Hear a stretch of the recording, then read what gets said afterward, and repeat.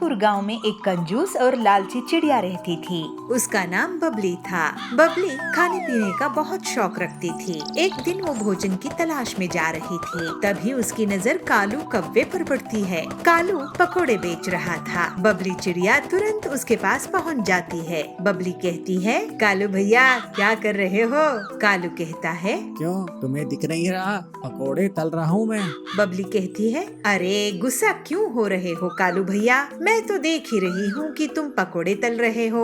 अच्छा अब एक प्लेट मुझे दो, मुझे बहुत जोरों की भूख लगी है। मैं भोजन की तलाश में जा रही थी, मगर तुमको पकोड़े तलते हुए देखा तो मैं रोक नहीं पाई। सोचा कि आज पकोड़े खाकर अपनी भूख मिटा लें। फिर कालू बबली को पकोड़े देता है। बबली जल्दी जल्दी उन पकोड़ों को खा लेती है। फिर बबली सोचती है, अरे कालू को देने के लिए मेरे पास पैसे ही नहीं हैं। मुझे कुछ नाटक करना पड़ेगा जिससे मैं कालू कौवे को पैसे देने ही नहीं पड़े। ऐसा सोचकर बबली चिड़िया जोर जोर से चिल्लाने लगी, अरे अरे हाय हाय मैं मर गई, मेरे पेट में बहुत जोर से दर्द हो रहा है।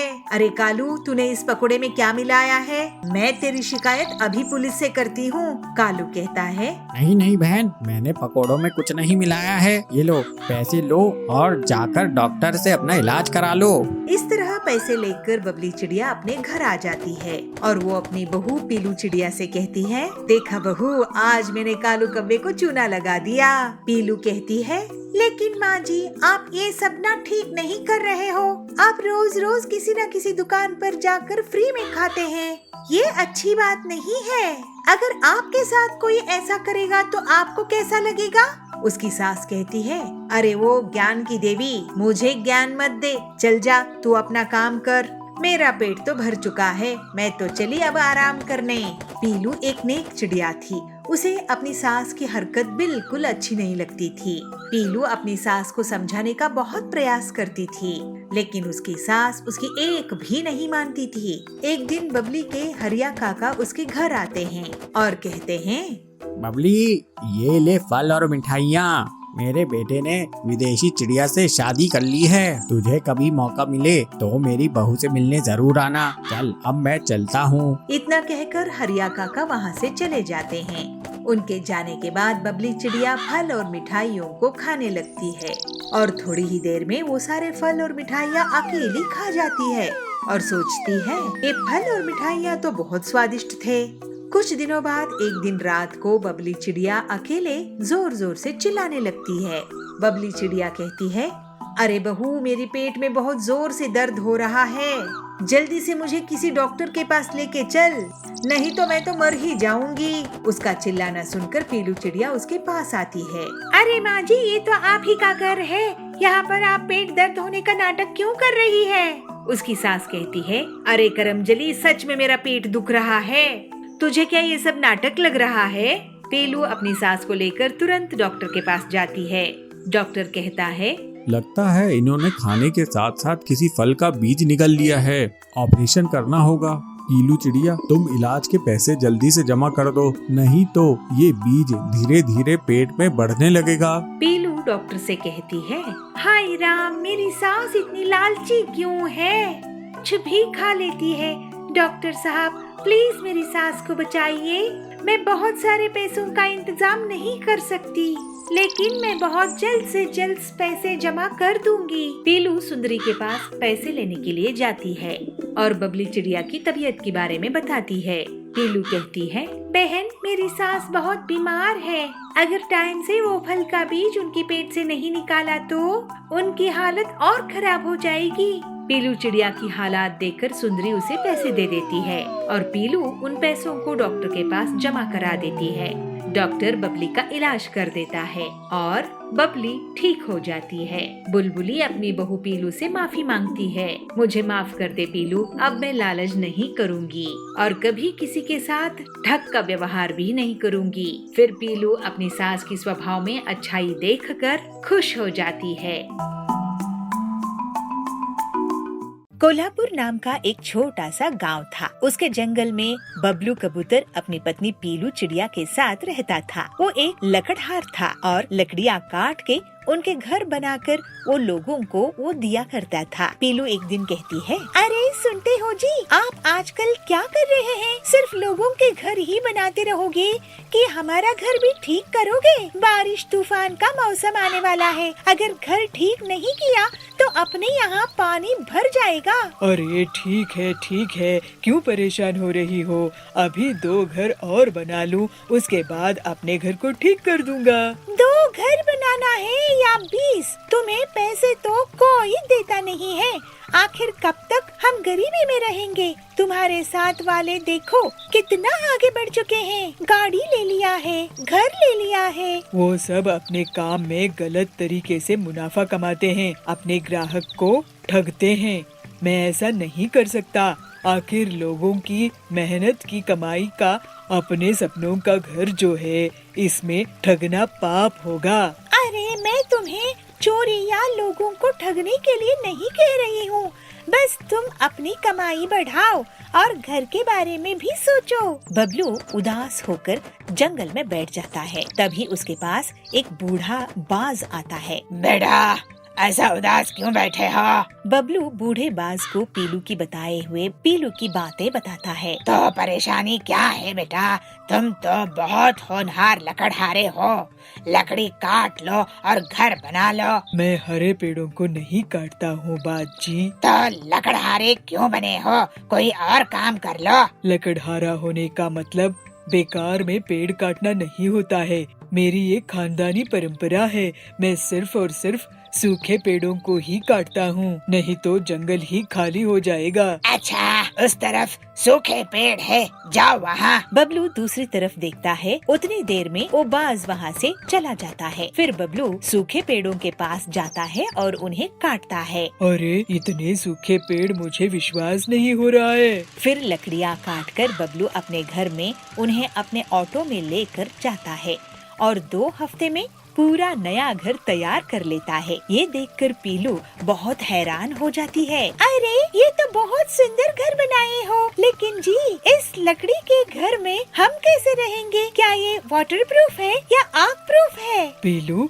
मुझसे ये घर कैसे बन गया पता नहीं। मुझे एक बूढ़े बाज मिले थे जंगल में, उन्होंने मुझे सूखी लकड़ियाँ दिखाई। तभी वो बूढ़ा बाज वहाँ आ जाता है। अरे वाह बेटा, तुम तो कमाल के कारीगर निकले।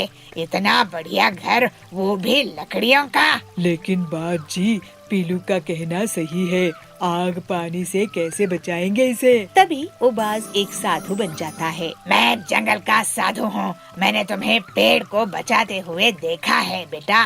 तुमने लालच में आकर कभी उन्हें नहीं काटा। मैं तुम्हारे इस लकड़ी के घर को आशीर्वाद देता हूँ कि इसे ना तो आग लगेगी, ना ही पानी कुछ बिगाड़ पाएगा, और तुम और भी ऐसे ही सूखे पेड़ की लकड़ी के घर बनाकर अपना कारोबार करो। साधु बाज की बात सुनकर पीलू और बबलू बहुत खुश हो जाते हैं। बाज बाबा जी, मुझे माफ कर दीजिए। मैं अपने पति को भला बुरा बोल रही थी, लेकिन वो सिर्फ इनकी भलाई के लिए। आपके आशीर्वाद से अब हम अच्छे से रहेंगे। इसके बाद साधु के आशीर्वाद और अपनी मेहनत के दम पर बबलू और लकड़ी के घर का कारोबार करने लगा और मुनाफा कमाने लगा। अब वो और पीलू हंसी खुशी रहने लगे।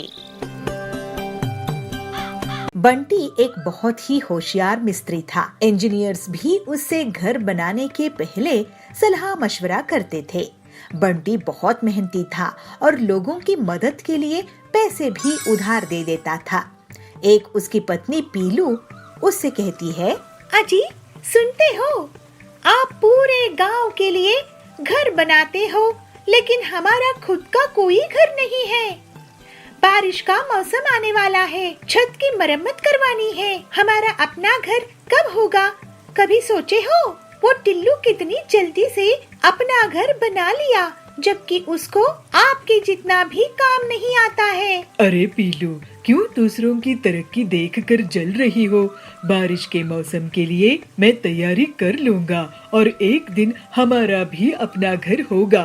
तुम इतना मत सोचो। फिर बंटी अपने दोस्त हरिया को, जो कि ईंट सप्लायर था, उसको सारी बात बताता है। हरिया भाई, तुम मुझे मेरे घर की मरम्मत के लिए ईंट कितने में दोगे?